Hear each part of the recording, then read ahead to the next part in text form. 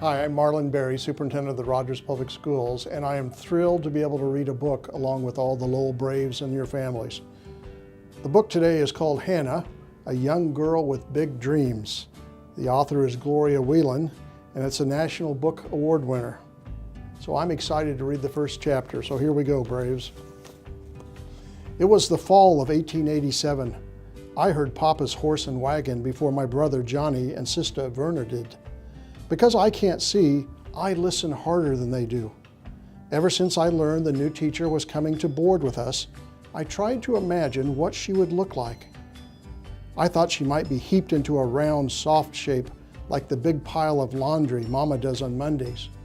Or she might be tall and straight and hard like the oak tree that grows next to the porch. I wondered what her voice would be like and hoped it would have the gentle sound of a mourning dove on a summer day.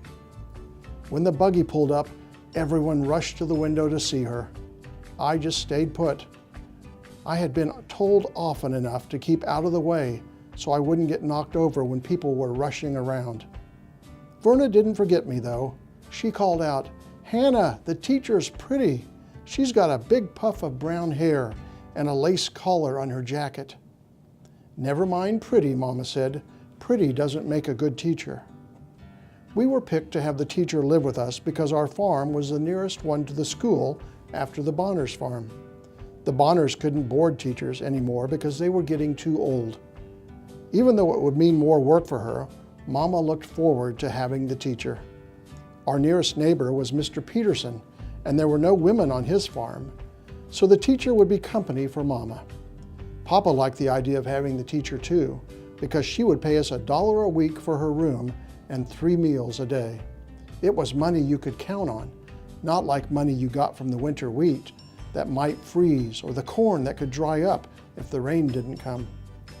"Here's the new teacher, Miss Lydia Robin," said Papa. Lydia, I thought, what a beautiful name. I said it over to myself. It was like the sound of Mama's silk dress sliding off when she got home from church. Papa was introducing us. "This here is Martha, my wife, and Verna, she's 11, Johnny, he's 6, and Hannah, she's 9. Miss Robin said, "How do you do to each one of us?" When she came to me, Mama said, "You needn't shake hands with Hannah. She can't see nor anything else, poor thing." Everyone around us had always known I was blind, so it was only when a stranger came that it had to be explained. Even though I had grown used to it, I didn't like to hear it said out loud. But Mama claimed it was a fact of life that had to be faced. I felt someone take hold of my hand and squeeze it gently.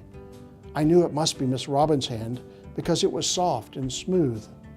One of Papa's fingers had a finger missing where he got it caught in the combine. Mama's hands were rough from all the washing and digging in the vegetable garden.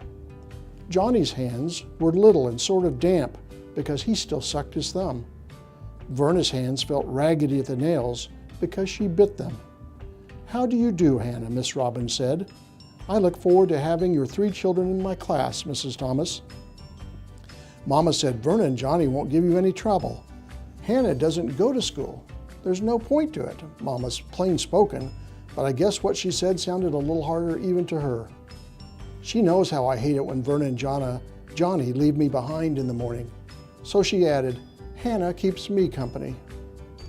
"Well, we must see about that," Miss Robin said. Her voice wasn't as soft and polite as it first was. "There's nothing to see about," Papa said. "No point in buying books and clothes for someone who can't see to learn. Now, I expect you'd like Martha to show you where your room is. I'll get your trunk from the wagon." As soon as we were alone, I said to Verna and Johnny, "Tell me what she looks like." Verna said, "She's a little thing, but she stands up straight. Her eyes are blue. Her complexion is all white and pink.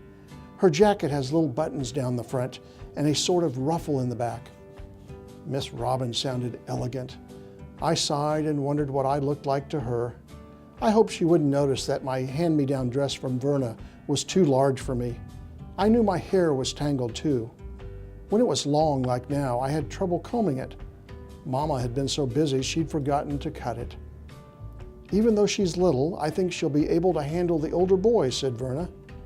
Last year's teacher whined all the time about how bad the older boys were.